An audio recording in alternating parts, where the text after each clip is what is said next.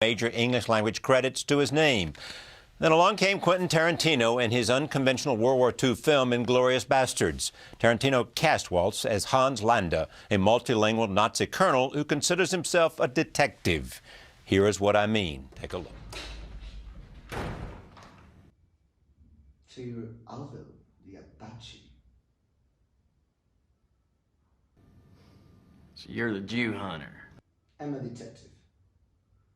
A damn good detective. Finding people is my specialty, so naturally I work for the Nazis finding people, and yes, some of them were Jews, but Jew hunter? That's a name that's stuck. Well, you do have to admit, it is catchy. Do you control the nicknames your name is bestowing you? Aldo the Apache and a little man? What do you mean, the little man? The German's nickname for you. The German's nickname for me is the little man? And as if to make my point, I'm a little surprised how tall you were in real life. I knew you were a little fellow, but not circus little, as your reputation would suggest. He has already won the Best Actor prize at Cannes, a Golden Globe, as well as the Screen Actors Guild and Critics' Choice Award. He is also nominated for an Academy Award for Best Supporting Actor. I am pleased to have him here on this program this evening. Welcome. Thank you. How did you come to the attention of one of America's most prominent directors? Yeah, that's a mystery. It is a mystery? In a way, yeah. There's a casting director in Berlin, Simona Bea, and she does most of the international productions there, and she just got people together for Quentin to meet.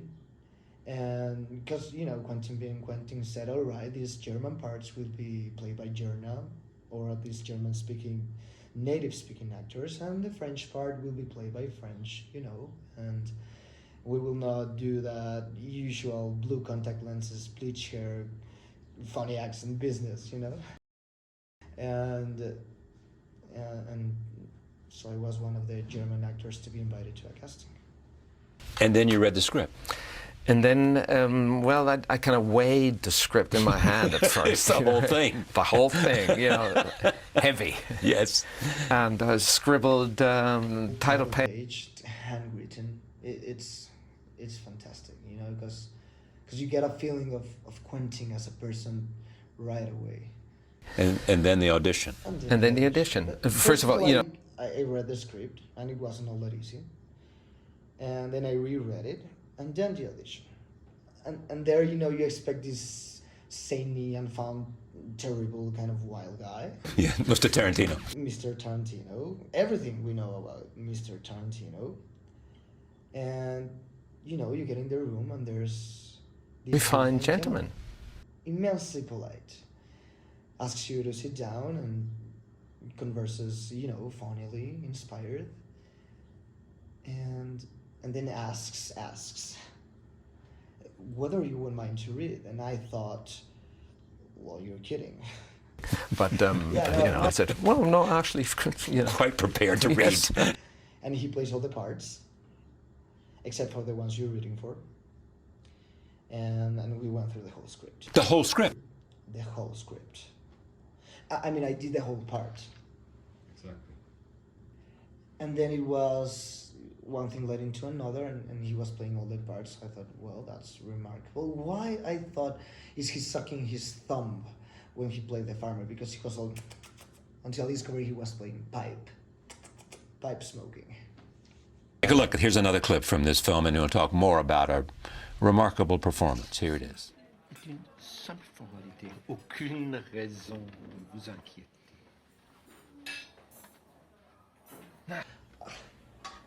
Veuillez m'excuser, j'ai oublié de commander la crème à l'instant.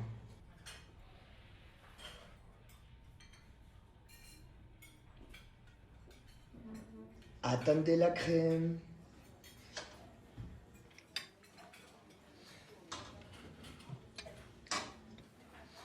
Alors, Emmanuel. Puis-je vous appeler Emmanuel?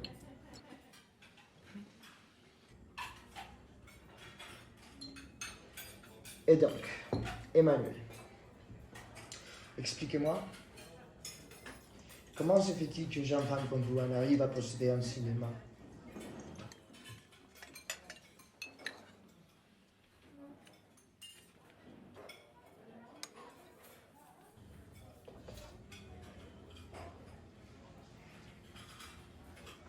Après vous.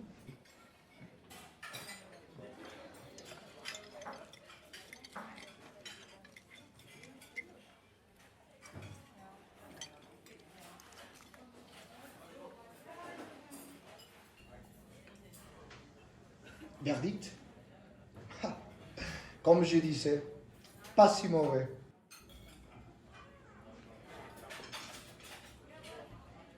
Give us an acting lesson. What did we see? We saw. Okay, first of all, a good thing to go by is we see a man and a woman. So you got some energy right there. Right. We see a slightly older man and a slightly younger woman.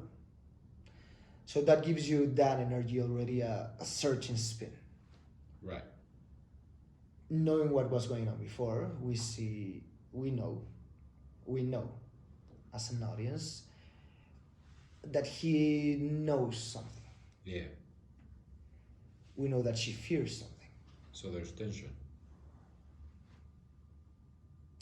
We know the power, the proportions of power. We know that he's the powerful one, and that she might end up being a victim. She's not a victim yet. Are we about to witness a victimization? Are we about to witness exercise of power?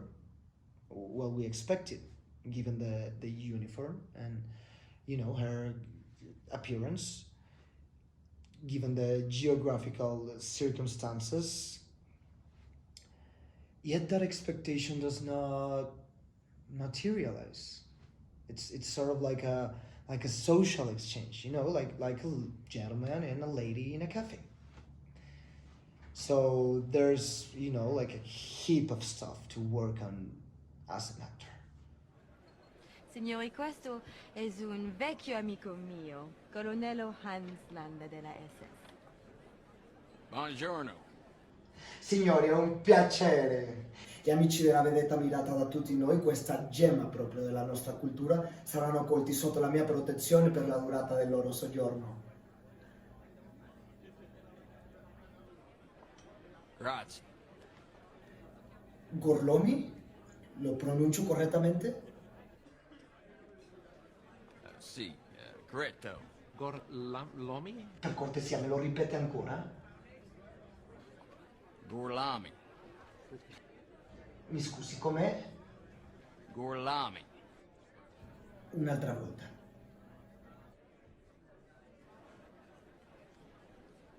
Gorlami. E come si chiama lei? Antonio Margarete. Ancora? Margarete. Un'altra volta, ma adesso vorrei proprio sentire la musica delle parole. Margarete. Margheriti. E lei? Dominique de Coco. Com'è? Dominique de Coco. Bravo, bravo. Yes, so what you needed to know about this character was all there in the script? Yeah, but not in my head at the audition, because there's so much in that script, and I could still be working at it. Could you really?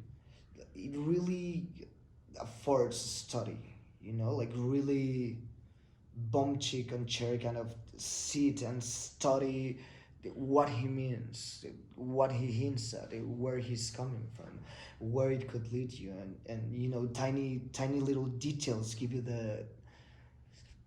you could play Bloodhound 4 months on end and always discover something new. Really, when you watch the movie, you can watch it. I've seen it 9 times now and always discover new things, and I really know the stuff. New things about? New things about another level, another possibility, another facet, another twist, another thought, another inspiration. It's something that has escaped your mind before, and you can do that with all his movies.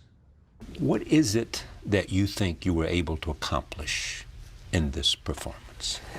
I think my accomplishment could possibly, I don't know, I just want you to help me understand. Yeah, This is no, not for but you I- to toot your horn. Yeah. I think I was really, really interested in what's behind the lines. There is so much in this person's mind. And he gets so much of it onto the page. I was just interested in finding out. So what was in Quentin Tarantino's mind? Well, the thing about language, for example, this guy speaks several languages. Okay, there are few people in this world to speak several languages. Like you. No, well, it's not such a... It's not such an accomplishment, really, but what does it mean to speak a language?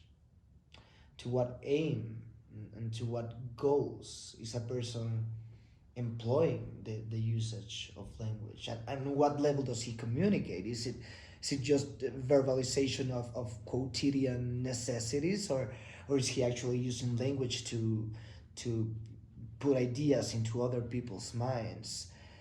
Is language something that creates reality, or is language something that adapts to reality? And I think, Quentin, being a poet, Yes. uses language to create. So I think this character does the same thing. It is almost as if you understood as much about Quentin Tarantino as you understood about the character, because the two come together. Let's show that scene first. Show the scene up in the hills. Here it is. If one were to determine what attributes the German people share with the beast, it would be the cunning and the predatory instinct of a hawk. But if one were to determine what attributes the Jews share with the beast, it would be that of the rat. If a rat were to walk in here right now, as I'm talking, would you greet it with a sauce of your delicious milk? Probably not. I didn't think so. You don't like them. You don't really know why you don't like them. All you know is you find them repulsive. Consequently, a German soldier conducts a search of a house, suspected of hiding Jews. Where does the hawk look? He looks in the barn, he looks in the attic, he looks in the cellar, he looks everywhere he would hide. There are so many places that would never occur to a hawk to hide. However, the reason the Führer has brought me off my ops in Austria and placed me in French cow country today is because it does occur to me. Because I'm aware of what tremendous feats human beings are capable of once they abandon dignity.